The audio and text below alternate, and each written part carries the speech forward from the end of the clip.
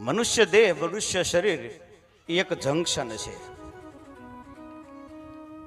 અહીંથી અનેક રસ્તાઓ આપણી સામે છે. નક્કી આપણે કરવાનું છે કે આપણે કયા માર્ગે ચાલવું તે.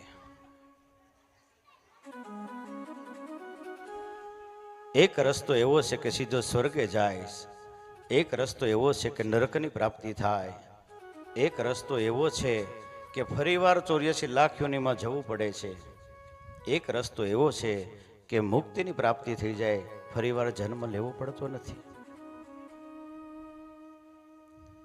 હવે નક્કી આપણે કરવાનું છે કે આપણે કયા માર્ગે ચાલવું, એમ કયો રસ્તો આપણા માટે ઉત્તમ છે. અને એ નક્કી થયા જો આપણે નક્કી ન કરી શકતા હોય તો એની માટે આ ધર્મ કથાઓ છે, બધી ધર્મ સભાઓ છે. એની માટે આપણું શાસ્ત્ર છે.